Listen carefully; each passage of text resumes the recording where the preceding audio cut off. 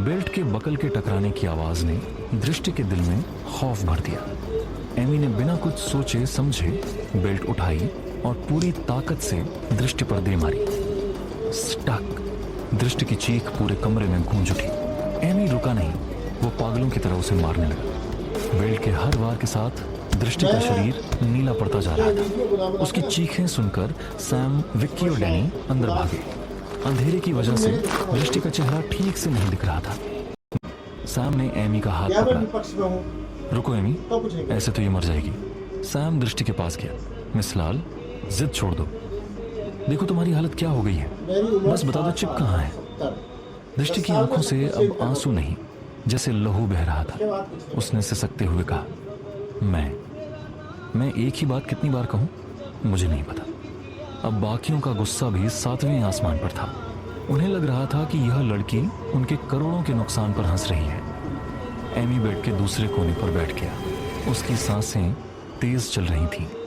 ठीक है मिस लाल, तुम प्यार की भाषा नहीं समझती। अब जो होगा उसकी जिम्मेदार सिर्फ तुम होगी। एमी की आवाज में अब मौत जैसी खामोशी थी। उसने अपने बॉडीगार्ड को आवाज दी, व्योम अंदर आओ। व्योम अंदर आया। एमी ने उसकी आंखों में देखते हुए कहा, आज के लिए यह लड़की तुम्हारी है। तुम्हें इसके साथ जो करना है करो, मुझे कोई फर्क नहीं पड़ता। यह सुनते ही कमरे में जैसे सन्नाटा पत्थर बन गया। दृष्टि की आंखें फटी की फटी रह गईं। 7 स्टार कंपनी का एक ही सबसे बड़ा नियम था, जो खुद अभय ने बनाया था, कि कोई भी मर्द किसी औरत के साथ उसकी मर्जी के बिना जबरदस्ती नहीं करेगा। और आज एमी उस नियम को पैरों तले रौंद रहा था। व्योम, जो खुद एक शरीफ लड़का था, उसके पैर कांपने लगे। उसने दबी आवाज में कहा, सर, मेरी गर्लफ्रेंड है, वो मुझे छोड़ देगी। मैं ये नहीं कर सकता। एमी एक ठंडी हंसी हंसा। वह समझ गया कि व्योम के बस का यह काम नहीं है। उसने बाहर की तरफ इशारा किया, टाइगर को बुलाओ। टाइगर, एक काला, मोटा और हट्टा कट्टा डरावना आदमी, जिसके चेहरे पर दया का एक कतरा भी नहीं था। जैसे ही टाइगर कमरे में दाखिल हुआ, दृष्टि की रूह कांप गई। उसकी दरिंदगी भरी आंखें दृष्टि को ऐसे देख रही थीं जैसे कोई भेड़िया अपने शिकार को देखता है। एमी ने टाइगर की तरफ देखा। टाइगर, यह लड़की कल सुबह तक यहां से बाहर नहीं जानी चाहिए, और तब तक तुम इसके साथ वो सब कर सकते हो जो तुम चाहते हो। टाइगर के चेहरे पर एक घिनौनी मुस्कान आ गई। वह धीरे धीरे बेड की तरफ बढ़ने लगा। दृष्टि पीछे हटने की कोशिश कर रही थी, पर पीछे दीवार थी। नहीं, प्लीज, भगवान के लिए मुझे छोड़ दो। दृष्टि बदहवास होकर चिल्लाने लगी। उसके हाथ प्रार्थना में जुड़ गए थे। बाहर खड़े सैम और विक्की की भी हिम्मत जवाब दे रही थी, पर करोड़ों का नुकसान और अभय का डर उन्हें रोकने से मना कर रहा था। टाइगर ने अपना भारी हाथ दृष्टि के पैर की तरफ बढ़ाया। दृष्टि ने अपनी आंखें बंद कर ली। उसे लगा कि अब सब खत्म हो गया। उसकी इज्जत, उसकी जान, उसके सपने, सब उस अंधेरे कमरे में दफन होने वाले थे। पर तभी अचानक कमरे का दरवाजा एक धमाके के साथ खुला। पूरे हॉल में एक ऐसी आवाज गूंजी जिसने टाइगर के कदम रोक दिए और एमी के चेहरे से रंग उड़ा दिया। वहां सीढ़ियों पर खड़ा था अभय। उसका काला मास्क और उसकी जलती हुई आंखें बता रही थीं कि डेविल किंग ने अपना आपा खो दिया है। उसने एक शब्द नहीं बोला, बस उसकी मौजूदगी ही मौत का पैगाम लग रही थी। जैसे ही अभय कमरे के दरवाजे पर खड़ा हुआ, वक्त जैसे थम गया।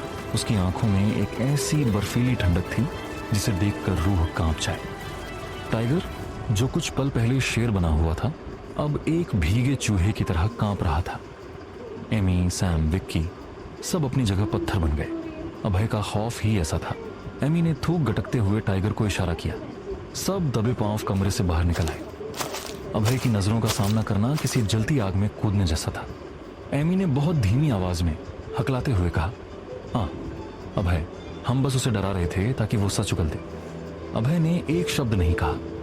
उसकी खामोशी एमी के थप्पड़ से कहीं ज्यादा भारी थी। थोड़ी देर बाद टाइगर बाहर आया। उसका सिर झुका हुआ था। सर, मैं मिस लाल को जितना डरा सकता था डराया, पर वो कुछ नहीं बोली। उसकी आंखों में मौत का डर तो था, पर झूठ का कोई निशान नहीं। अभय ने एक ठंडी नजर सब पर डाली और बिना कुछ बोले वहां से चला गया। उसके जाने के बाद गलियारे में भारी सन्नाटा छा गया। तभी एक क्लीनर हाथ में बाल्टी लिए पास आया। सर, क्या मैं अंदर? डैनी ने उसे झिड़कते हुए वापस भेज दिया। अभी नहीं, बाद में आना। डैनी इन सब दोस्तों में सबसे छोटा था और अभय के सबसे करीब। वो पेशे से एक नामचीन डॉक्टर और साइंटिस्ट था। शहर के बड़े अस्पताल उसी के अंडर आते थे। डैनी का दिल कचोट रहा था। उसे अंदर ही अंदर यकीन था कि जिस तरह की सादगी और मासूमियत दृष्टि की आंखों में है, वो चोरी नहीं कर सकती। पर वो मजबूर था, क्योंकि जब तक चिप नहीं मिल जाती, अभय किसी की दलील नहीं सुनने वाला था। रात के 9 बज चुके थे। ऑफिस की इमारत खाली हो चुकी थी। सिर्फ दिशा और ईशा को पता था कि उस बंद कमरे के पीछे क्या खौफनाक मंजर गुजरा है। तभी व्योम भागते हुए आया। उसके माथे पर पसीना था। अभय सर थोड़ी देर में आने वाले हैं। उन्होंने आप सबको यहीं रुकने को कहा है और मुझे 5 टिकट बुक करने का हुक्म दिया है। टिकट कहाँ की? सबने एक साथ पूछा। व्योम ने सर झुका लिया। ये मैं नहीं बता सकता सर। ये सुनते ही सबके रोंगटे खड़े हो गए। 7 स्टार कंपनी में अभय का टिकट बुक करना मतलब सजा की तैयारी होना था। एमी के मन में हताशा भर गई। उसने सोचा कि अगर हमें सजा मिली तो वो उस लड़की को भी नहीं छोड़ेगा जिसकी वजह से ये सब हो रहा है। एमी गुस्से में पागल होकर फिर से उस कमरे की तरफ बढ़ा जहां दृष्टि बेसुध पड़ी थी। उसने झटके से दरवाजा खोला और दृष्टि के ऊपर से कंबल छीनकर फर्श पर फेंक दिया। अंधेरे कमरे में दृष्टि की आंख अब भी लगी ही थी। वो बेल्ट के घावों और डर की वजह से अधमरी हो चुकी थी। एमी की इस हरकत से वो फिर से कांप उठी। एमी ने निर्दयता से उसके बाल पकड़े और उसे बेड से नीचे फर्श पर पटक दिया। छटाक! एमी ने उसके सूजे हुए गाल पर एक जोरदार तमाचा जड़ा। दृष्टि नीचे गिर गई। उसकी सिसकियां अब आवाज भी नहीं कर पा रही थी। एमी ने उसका चेहरा अपने हाथों में जकड़ा और फुसफुसाया, क्या हुआ? बहुत दर्द हो रहा है?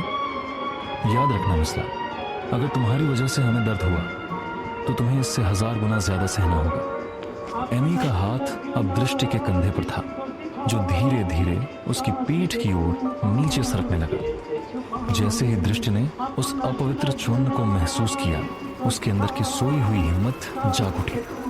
उसने अपनी पूरी ताकत समेटकर एमी को एक जोरदार धक्का दिया। एमी इस हमले के लिए तैयार नहीं था। उसका बैलेंस बिगड़ा और वो जमीन पर गिर गया।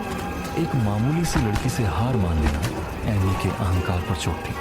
गुस्से में पागल होकर उसने अपने बूट से दृष्टि के पेट पर एक जोरदार लात मारी। दृष्टि की एक दर्दनाक चीख निकली जो शायद पत्थर का दिल भी पिघला दे। एमी यहीं नहीं रुका। उसने उसे फिर से बालों से उठाया और उसकी कमर को इतनी जोर से जकड़कर अपनी तरफ खींचा कि उसकी उंगलियां दृष्टि की नाजुक खाल में धंस गईं। दृष्टि दर्द और अपमान से तड़प रही थी। एमी का यह रूप देख बाहर खड़े दोस्त भी डर गए। एमी अब हद पार करने वाला था, पर इससे पहले कि एमी कोई और नीच हरकत करता, 2 मजबूत हाथों ने उसे झटके से पीछे खींच लिया। सैम और अभय ने एक साथ एमी को दृष्टि से दूर किया था। आगे क्या होगा? क्या अभय एमी को दृष्टि पर हाथ उठाने के लिए सजा देगा? क्या दृष्टि कभी इस ऑफिस में वापस आएगी? और वो 5 टिकटें किसके लिए थीं?